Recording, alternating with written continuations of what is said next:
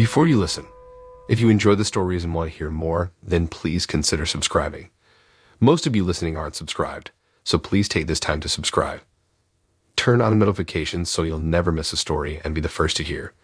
You'll also be supporting me. Thank you.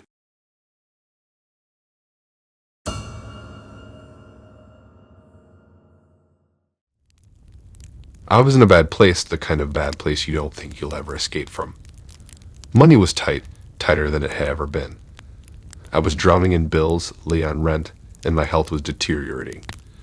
The medication I needed was too expensive, and my insurance wouldn't cover it. I felt trapped, hopeless, like I was standing at the bottom of a deep, dark well with no way out.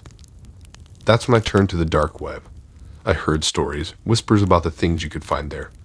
Pills, weapons, stolen goods, everything you could imagine and some things you couldn't. I was desperate, and desperation can make you do things you never thought you would. I found a site that claimed to sell the medication I needed at a fraction of the price.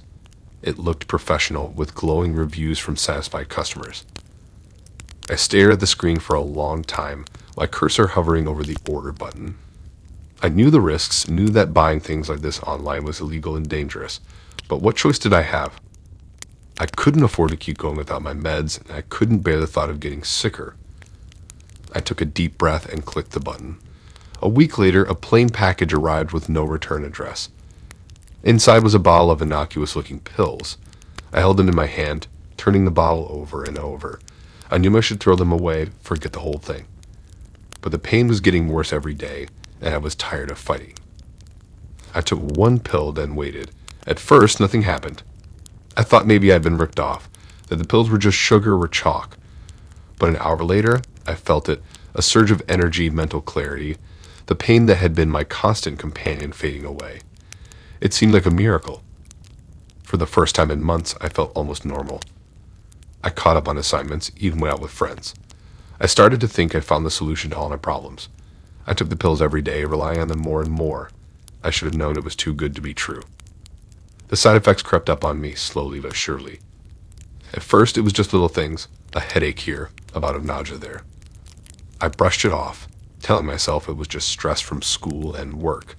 My heart would start racing for no reason, leaving me feeling jittery on edge. But I was so afraid of going back to the constant pain and exhaustion that I kept taking the pills, convincing myself that I could handle a few minor side effects.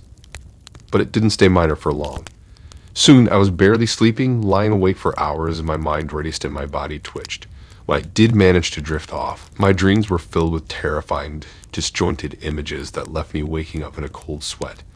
I lost my appetite, food tasting like ash in my mouth.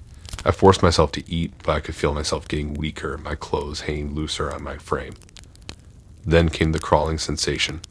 It started as a faint itch, a prickling under my skin, but it quickly escalated until I felt like my entire body was infested with invisible insects, crawling and burrowing and biting. I would scratch until I bawled, desperate to get some relief, but nothing helped. I was constantly on edge, jumping at shadows and flinching at sudden noises. I heard whispers I was alone, sinister voices just out of earshot, taunting me, mocking me. I knew I was losing my grip on reality, but I didn't know how to stop it. The pills had taken over my life, and I was terrified of what would happen if I tried to quit. But the worst was yet to come. The hallucinations started gradually, small distortions in my vision, flashes of movement in the corner of my eye. But they quickly escalated into full-blown nightmares. I saw things that defy description, horrifying, twisted creatures that reached for me with clawed hands and dripping fangs. The walls melted and shifted around me, faces appearing in the patterns of the wallpaper, leering and grotesque. I woke up in the hospital, strapped to the bed, faces hovering over me. They said I was lucky to be alive. The pills were laced with some designer narcos, illegal and highly toxic. They had pumped my stomach, flushed the poison from my system, but the damage was done. Weeks later, I'm still recovering. The withdrawal was agony, physically and mentally. I'm left with tremors, gaps in my memory, scars I don't remember getting. The doctors say I'll heal in time, but I'm not so sure. I feel like I left a piece of myself in that darkness, and I don't know if I'll ever get it back. I wish I could say I learned my lesson, that I'd never again be tempted by the false promises of the dark web. But desperation is a powerful thing. When you're drowning, you'll grasp at anything to keep from going under, no matter how dangerous it may be. All I can do is take it one day at a time, and hope that if I'm ever again in that dark place, I'll be strong enough to resist the siren call of easy solutions. Because now I know the true cost, and it's higher than I ever could have imagined. The dark web is a tempting escape when you're at your lowest, but it's a trap. It lures you in with promises of easy fixes and cheap thrills, but it doesn't show you the price tag until it's too late. I paid that price, and I'll be paying it for the rest of my life. So if you're out there reading this, and you're considering taking that step into the shadows, don't. No matter how bad things seem, no matter how desperate you are, it's not worth it. There's always another way, even if you can't see it yet. Reach out. Get help. Fight. Because once you go down that dark path, you might never fight your way back.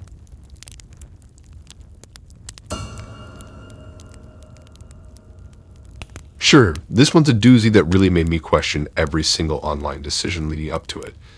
Just a harsh reminder that those darkest underbelly zones of the web are best left blissfully unexplored unless you're prepared for a total existence envelopment. It started pretty routine for my internet daredevil antics at the time, idly lurking in encrypted forums and onion portals out of pure boredom one restless night. Numb to all the usual underbelly schlock like gore threads, creepypastas, that kind of edgy but harmless fare we tell ourselves can't really leave any permanent psychic scars. Well, this one fateful endless scroll session must have tripped a million digital alarms, because no sooner had I tabbed out of some particularly gnarly ransomware marketplace did my whole system get planned to merge by a full-scale cyber home wreck of nightmarish proportions. We're talking every port hemorrhaging terabytes of invasive malware, crackling electrical outrages, force quitting my hardware, straight to blue screen suffocation.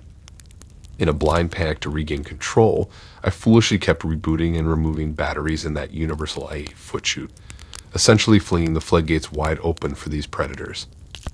After an eternity of waking sleep paralysis watching the cursed cyclic wheel of digital death spin its agonizing refrains, my ravaged machine finally crackled back to a surreally disfigured startup grafting.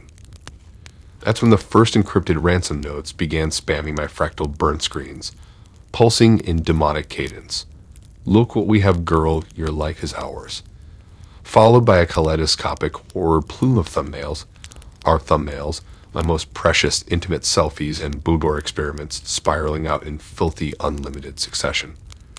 Taunted and claimed as fresh bounties for whoever these integral hackers were that had now baptized me squarely into their cyber matrix of eternally responding skulljaw. The sliding refrains of cold sweat dread immediately seeped in. I'd been hardwired to their Degra drive with zero input, watching helplessly as my most delicate archival properties became commodified for whatever depravity enslavements their underbelly regime had negotiated me into. It demanded heaping receiverships in Dodge crypto tokens and decentralized shames, escalating each auction countdown to accept their terms before unleashing that slipstream of perversions onto the digital grinscape for everyone who'd ever glanced my aura to relish and degrade in perpetuity. Their campaign of spiritual erosion only broiled from there, encrypted video feeds of them perving in on my most intimate moments through this defiled pincushion's vantage points, indecently curating each repressed act or vulnerability like some profane highlight reel to squeeze the last vapors from my sanity reserves.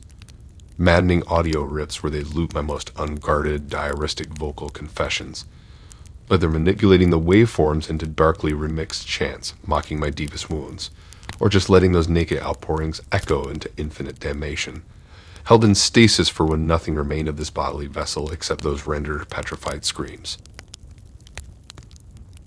No option except to bleed whatever vapors of astral self-determinance remained into feeding their swollen wallets, praying the next cycle's scaled debasement might mercifully veer into some new shadow necrosis, or even my residual etheric remnants could disintegrate off this wretched inescapability grid. But like any derailed on my beast, they just poured more and more blighted resources into perpetuating my insurgent enslavement. It wasn't long before the walls began weeping, heralding new atmospheric phases, unannounced coded courtesy calls of jump scare staccato, broadcasting pure digitized holler smut nonstop through every available channel just to keep me twitching in cosmic panic.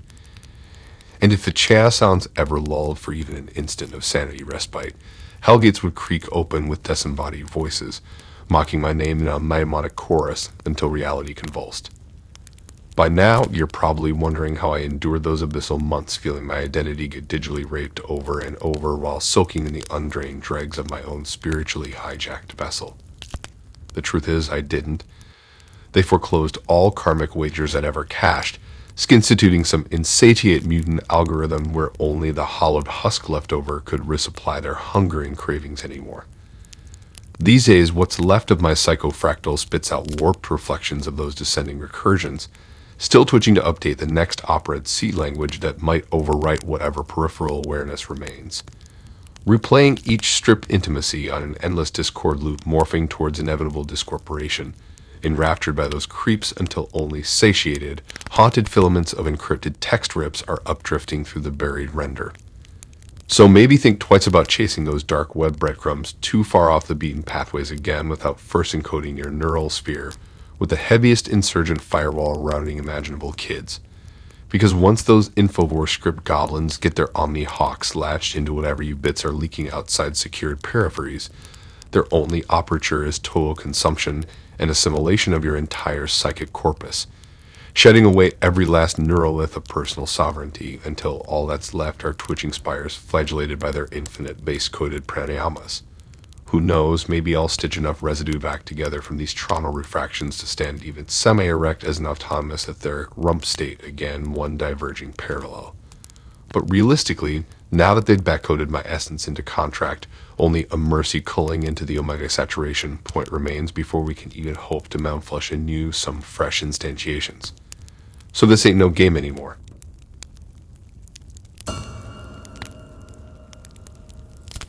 Alright, buckle up because this one gets dark real fast. I'm talking a full-blown waking nightmare that still keeps me up at nights, unable to shake the icy tendrils of regret or how I almost got ensnared for good. It all started pretty much how you'd expect.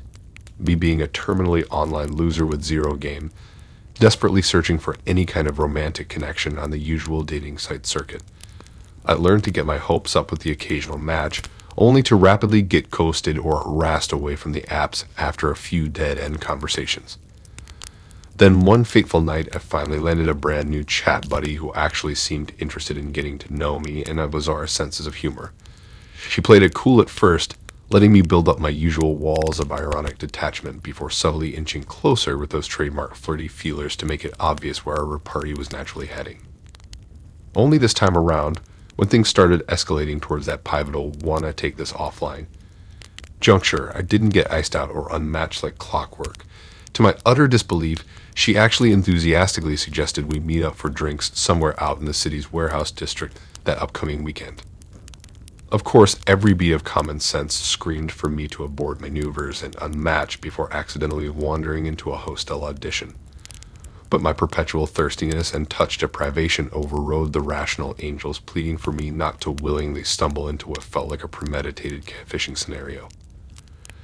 The night of our arranged rendezvous, I made sure to take all the appropriate safety precautions, letting a few trusted friends know where I'd be and when to expect check-ins, briefing them on my match of basic profile details just in case of a gnarly interruption, triple checking I had my pepper gel and backup transit routes on deck too.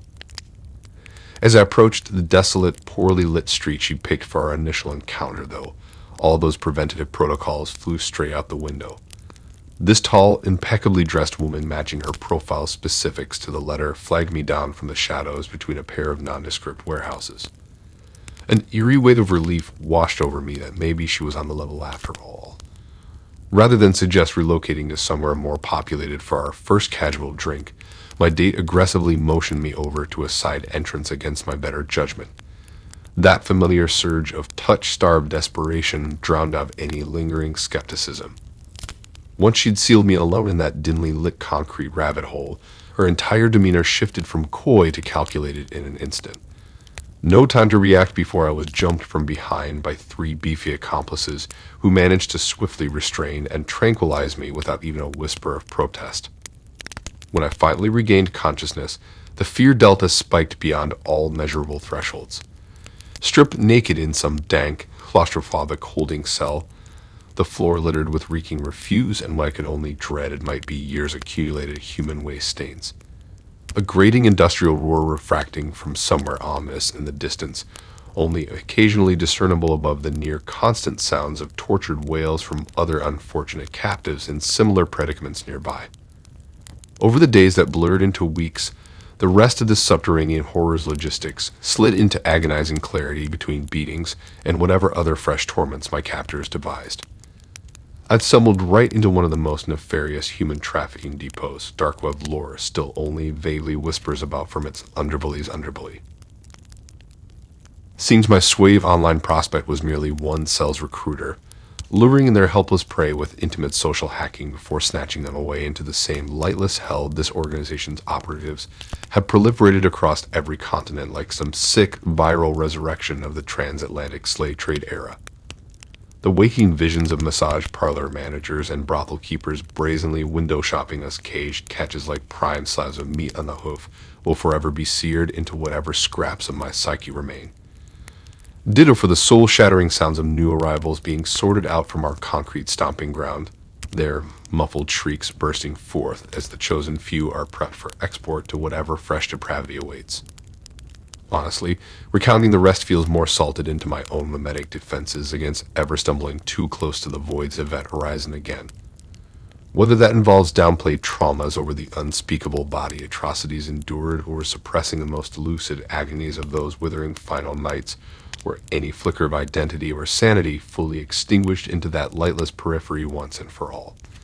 All I can tangibly confess is this: by whatever sheer preternatural intervention or force of will still left pulsing through my ruined shell, I eventually managed a long-thwarted escape amid one routine transfer cycle after dangerously overplaying my hand at docility for months on end.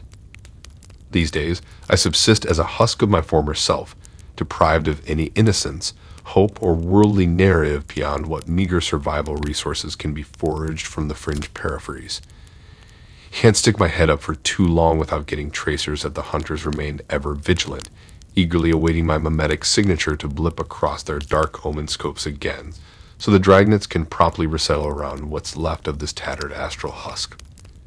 Trust that if you somehow find yourself lured by those ancient whispers into the furthest antechambers of the encoded abyss, whether by intimations of fleeting connection, profane knowledge awaiting revelation, or any other cannibalized lure, your only assurances will be unspeakable torments beyond our terrestrial eon's ability to contextualize, followed by a swift ferrying into infinitely denser continua once you've been wholly subsumed.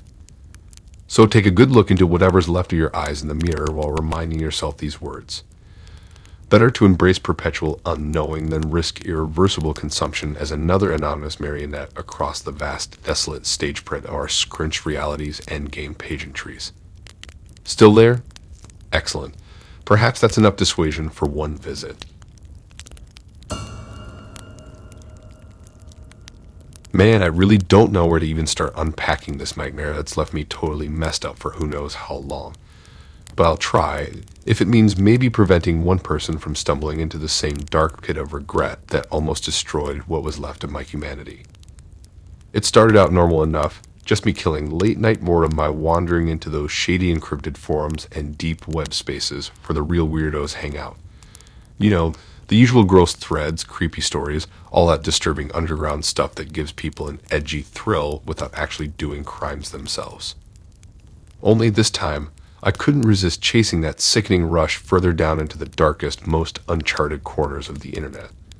Some random dude even deeper down that rabbit hole than me posted vague hints about an upcoming one-time spectacular on message boards, hyping up some mythological atrocity about to unfold way past the point of no return.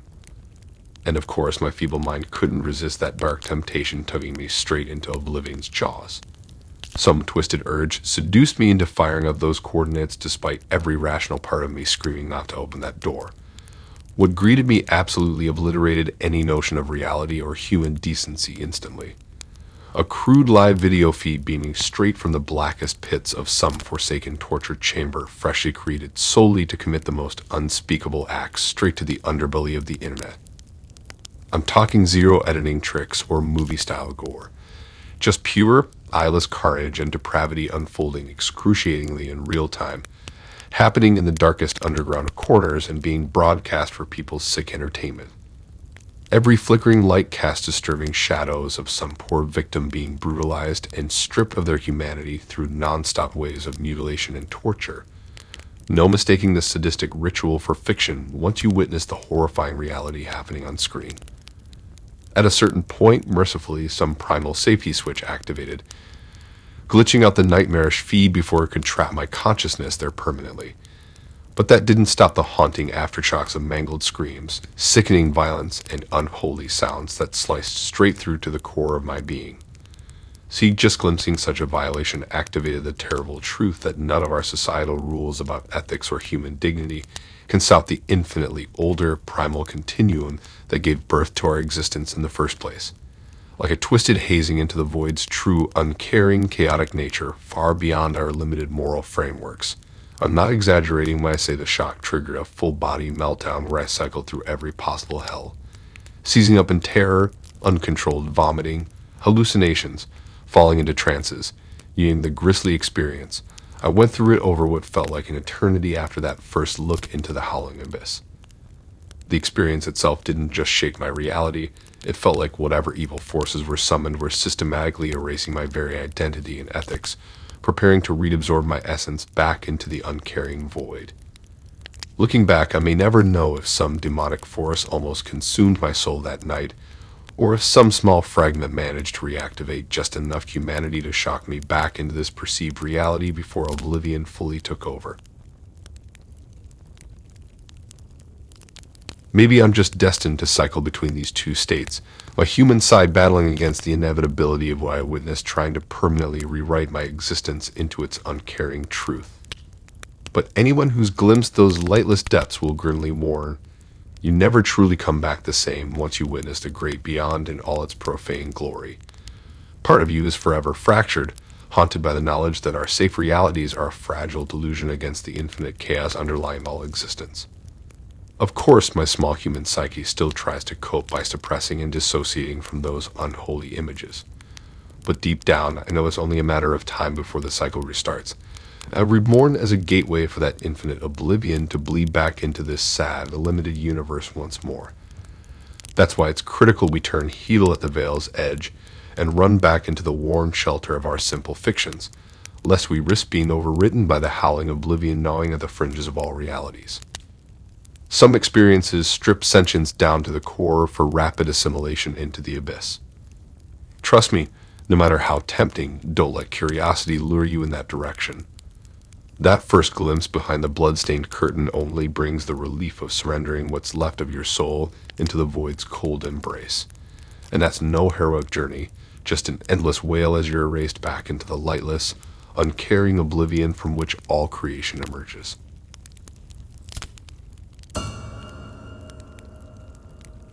I can still vividly recall that fateful night from my childhood like it was seared into my brain forever. Just an innocent little 5-year-old kid back then, obliviously curled up watching cartoons while my teenage brother did his usual internet stuff nearby. Everything took a traumatic turn when he suddenly called me over with this weird urgency in his voice. Figured he just wanted to show me some new game or silly viral video like usual. But as I scooted closer, my eyes went wider than saucers at the shadowy, impossible imagery overtaking his computer screen. There was no innocent YouTube prank awaiting me there. Instead, a tangled labyrinth of websites and file directories I couldn't even begin comprehending at that age.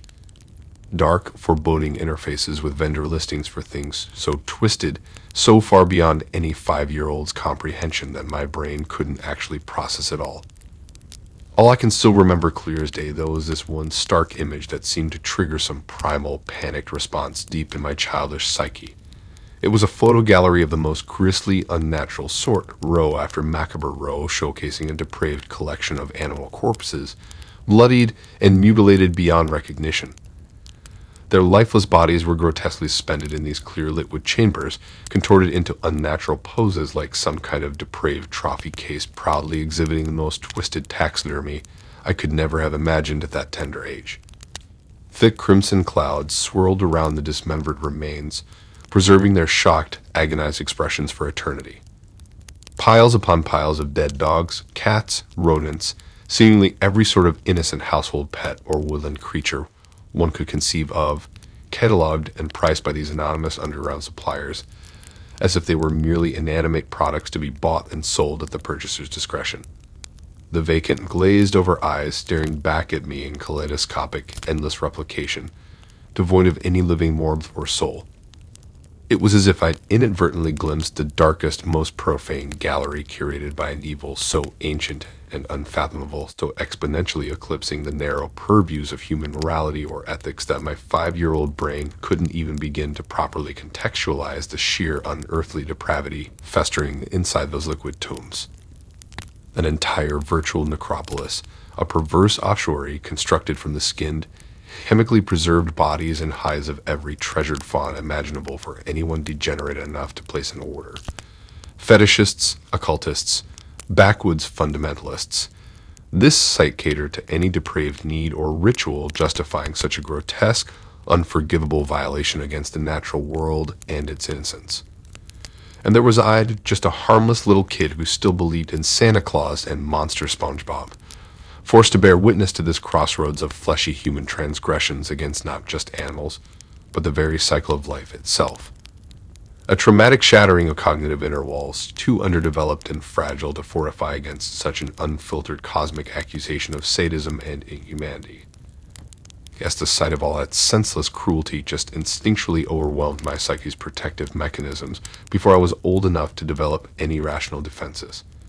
Like the innocence of staring into a vortex of pure, unfathomable depravity stripped me down to the core until I finally released this soul-separating wail from the pits of my being. I'll never forget the deafening silence that overtook our house afterward as my frantic tears flowed. Just me whimpering and my brother pale-faced with shock over his monumentally poor judgment in exposing me to something so occultly taboo at a developmental age like that. We both swore that day we'd never speak of the images I witnessed, and out of shameful remorse for psychologically scaring his own little bro, we simply unable to articulate the all-encompassing trauma now emblazoned into my essence from an experience no child should ever have. Still gives me chills thinking back now, all these years later as a grown adult who really should have processed and moved on from those harrowing few moments of peering into the dark web's Pandora's box way too prematurely. But no matter how much I've tried burying the ordeal through various therapies, seminars, or just plain stubborn resiliency of spirit, part of my inner kid feels like it never escaped that initial soul-shattering revelation of humanity's capacity for profane evil flourishing right beneath our cheery veneers. Every few nights, I'll still start from the abyss in a cold panic courtesy of a brand new night terror where I'm trapped back in that twisted realms of forbidden coding and unspeakable online undergrounds. Wading through a miasma of mutilated remains and torture video domes with exits endlessly collapsing in on themselves until suffocating oblivion consumes me whole. Sometimes the visions grow strong enough for me to fleetingly glimpse the ghostly specters of whatever pious faiths still left intact in my scarred psyche being devoured alive by the countless horrors I've been cosmically exposed to. My soul itself crying out to whatever higher powers abandoned me to the void that fateful childhood night. Maybe these are just lingering manifest symptoms of that first tragic brushing against the dark net's eldritch truth. Or maybe there's some deeper karmic darkness furling outwards, instinctually retaliating against my innocent witness of its virtual flesh cathedral all those years ago by continually cursing my older self. In any case, those who gaze too deep into the forgotten dimensions of the dark net know the sulfuric truth, that even a fleeting glimpse behind its encrypted veils is enough to haunt one interminably until sweet, merciful oblivion finally takes you for the final Gnostic rebirthing. Perhaps I've simply been irreversibly marked from a young age. Receiver of ancient lore and forbidden cyber arcana humanity wasn't prepared to reabsorb into our consciousnesses, forever divided across that chasm separating the lackadaisical. Delusions of civil society from the heaving, indescribable tumors gestating anonymously in the deep web's sub-basement realties. I honestly couldn't tell you anymore which version is the real nightmare at this point. All I can do is keep watching, waiting for whatever unknowable force first claimed me that night to eventually return and strip me of all spiritual artifices once and for all.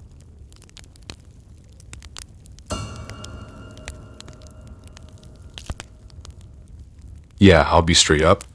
This all started with me just being a morbidly curious dumbass poking around those dodgy corners of the deep web out of pure boredom one night. You know how it goes, following one vague breadcrumb trail after another until the next thing you know, you're knee-deep in all kinds of shady Onion sites and secret chat rooms. At first, it was just stupid, edgy thrill stuff I never would have sought out on the clear web. A few harmless glances at Red Room sites, watching those creepy encrypted live streams of who knows what, that kind of teenage revel nonsense. All just to satisfy that little itch for danger, to feel like I was on the fringes of something illicit and unknown. Well, eventually that rapidly snowballed as I got in deeper over my head. My dumb adrenaline junkie self falling for every wormhole, downloading sketchier and sketchier encrypted files just because the mystique pulled me in. Before long, I was browsing full-on black hat hacker markets, so you name it. It was like I'd stumbled ass backwards into some bizarro mock talk feed overtaken by the darkest impulses of a society with zero moral fiber left intact. Just endless feeds of people's most sadistic fantasies and proclivities for sale and consumption by fellow cretins also slung me on the dark web that night. But of course, me being stupid and foolish, I just gawked and clicked around unassumingly, completely oblivious to the fact that I'd already tripped a million different honeypot flags and tracer bots designed by those predator scumbags to monitor any new easy targets that came sniffing too close. The first inkling I got that something was really off arrived a few days later. Just an unassuming notification on some hacker forum about a new thread posted to my profile from an anonymous burner account. Nothing out of the ordinary, or so I figured when I clicked through to find a biography. Every single detail about my identity laid out in rigorous haunting specificity. Full name, date of birth, address, family members, lingering health conditions, credit history, you name it. Absolutely everything about my life neatly assembled into a meticulously compiled dossier ready to be auctioned off wholesale to the shady netherworld's highest bidder. And of course, at the very bottom, a teaser that far juicier intel awaited any serious buyers who ponied up. Oh man, the sheer cold sweat that broke out across my entire body as I realized what fresh hell I'd clumsily wandered into this time. Some malicious entity had clearly made me a prime mark, stealing and packaging my entire existence into some sick data commodity for exploitation. All because of my idiot habit for cyberpunking around where I definitely shouldn't have been in the first place. From there, it was just an absolute panicked frenzy to scrub myself off the dark web's radar before things deteriorated even worse. Wiping every compromised device, changing all online credentials, spinning up new identities and handles in a futile attempt to shake this omniscient digital stalker that had managed to leach into my universe. But it was already too late, no matter what frantic precautions I took or containment protocols enacted. That phantom menace always found some new innovative way to remanifest and redouble its psychological torment like an insidious virus multiplying across my psyche. New wave after new wave of my filthy laundry aired to the world, cherry-picked and repackaged into all kinds of degenerate interactive formats ready for mass consumption across every sorted underground hub. Some disturbing deepfake smuts sutured together from private photos and videos intercut with AI-generated filth to make my stomach turn. Folk troubling and remixing my past offhand boasts and vulnerabilities into grisly creative writing experiments depicting my demise in vivid, harrowing detail. Every containment tactic only bred more invasive exploits. Encrypted taunts piped directly into all my electronics at random, malware recording my most intimate moments to be packaged as proof-of-life trophies for the highest bidders. Hell, I even started getting strange figures lurking in the periphery of photos and videos that felt strategically planted to fill me with uncanny existential paranoia.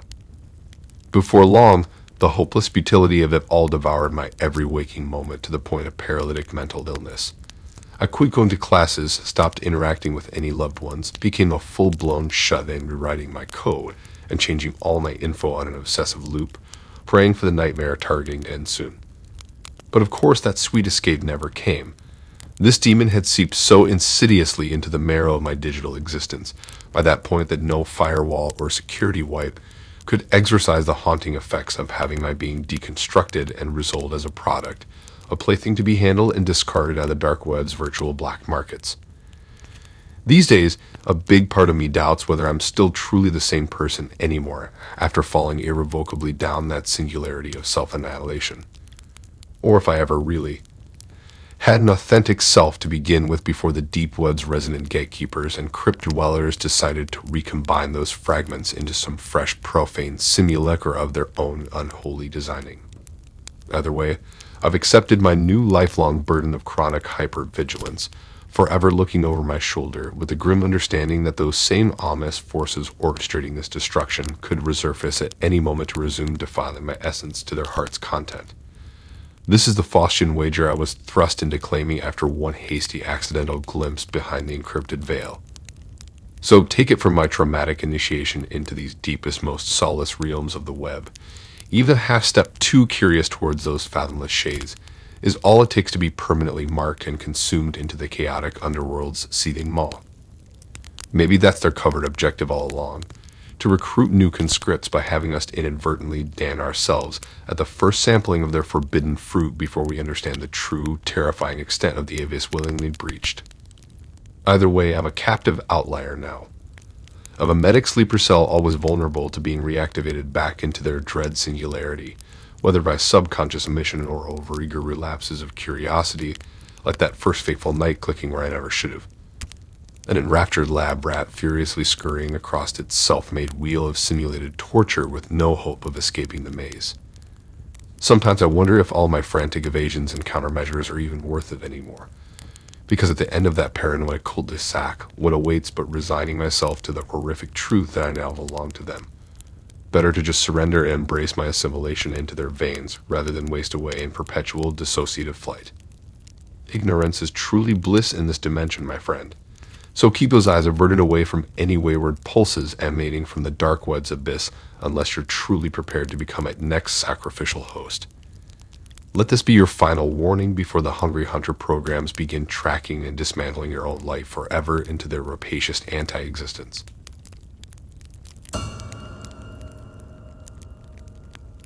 Alright, let me take you back to where this demented saga began. I'd been trolling around those, dark side corners of the internet for a while at that point. Just feeding my curiosity by joining random encrypted chat rooms and peering into hidden onion link underworlds normal people never find themselves stumbling into. Mostly harmless stuff at first, or so I convinced myself. Well, one night, I came across this vague beckoning from some anonymous weirdo about an exclusive club seeking out new blood. Now, I'm not an idiot. I knew entertaining crap like that could easily lead somewhere way too gnarly for my tastes. But this message was so cryptic, almost taunting me not to be lame by passing out their enlightenment or whatever. After way too much deliberation over whether the potential threat was worth quenching my messed up sense of intrigue, I finally fired back an encrypted reply expressing my interest in joining their inner circle freak show. Yeah, go ahead and pregame the I told you so's for that one. Cut to a few days of dead silence later. Then out of nowhere, an incoming ping from a new burner with just 3 ominous words. Follow the light. Attached was a scrambled location ping that I shouldn't have run an Alpha Secure tracer on, but of course I did against all common sense considerations. Turns out the numbers led me to this dilapidated office park on the actual grungier side of town near the interstate. As I approached the rusted gate, it creaked open like it had been expecting me all along to face whatever fresh accursed ceremony awaited. Now thoroughly unnerved but convincing myself it was all unlaughable all-seen LARP, I pressed forward into the abandoned facility's pitch blackness, enveloped by dead silence until that first cloaked silhouette emerged ominously from the shadows clutching a lantern, beckoning me onward with rhythmic lurches. From there, it was just a designed descent deeper into madness. Serpentine tunnels of dank, torchlit concrete catacombs where that first ominous greeter was joined by more and more hooded apparitions keeping pace in eerie silence. All eyes piercing forth from the obscuring cowls, judging waiting for my reaction. Finally, their processional encircled me into some kind of ceremonial antechamber alcove styled after an ancient druidic hollow or something, complete with glyphs and assorted gut-churning paraphernalia that already had me reevaluating every poor life decision before then. That's when things took a stark turn for the macabre I could have never mentally braced for. Without going into the gnarliest blasphemous details, let's just say those fanatics began some kind of sadistic hazing rites seemingly cribbed from obscure occult lore and medieval torture galleries. Psychological mind mess, physical degradations, all meticulously designed to unmoor me from any anchors of sanity and positively baptize me as one of their flock. I almost couldn't tell what brutalities were just masterfully orchestrated head games and what dark forces they legitimately channeled by ceremony's end. When the metaphorical there finally settled, though, one cruel reality congealed into rotten focus. This wasn't some meetup to get my village pervert kicks in. Definitely not an exclusive club, unless you count being permanently indoctrinated into a death cult of depraved throwbacks as annual dues. See, the more I snooped into their deranged liturgy, the more comprehensively it became undeniable just how far back their gnarled belief system burrowed. We're talking remnants of ancient, forbidden occult offshoots, entrenched in the darkest soil of civilization itself. Raving nihilists and reality rejectors stuck on a regressive, bloody loop. No sooner had their archaic brand seared its mark into my very essence with the rites than I found myself cruelly reborn as the latest foot soldier propagating their insanity across the globe. Expected to wage digital campaigns and sick philosophical subversion infecting minds and institutions with their primeval virus of anti-human chaos. Every attempt to fight their programming, to retain some fiber of my former identity, only invited more punishment rituals and belief hammering. Depraved deprivations, physical and spiritual tortures, whatever it took to exsanguinate the last drops of my old ethics and ability to question their encrypted gospel. Some fated nights, I still awake shuddering from the dogma nightmares, apocalyptic revelations and gnosis downloads about smothering all light into oblivion for their false prophets' arrivals. Just cruel reminders that the fanatic fever persists no matter how hard I try self-actualizing back to normality. Be warned, dear rubberneckers, that neon call beckoning you inward may satiate curiosities in the short term, but it also irreversibly damns you into their endless paracausal enslavement before you can process what fresh hell you doomed yourself toward. Already I fear these lingering psychic stigmata are early signals from their otherly overseers to beckon me back into the dark embrace of obedient condisciplehood. Best brace for their claw to extend from my peripheries onto your mental planes next. So choose wisely whose numerologies you dare entertain before the last semblance of your humanity disintegrates completely.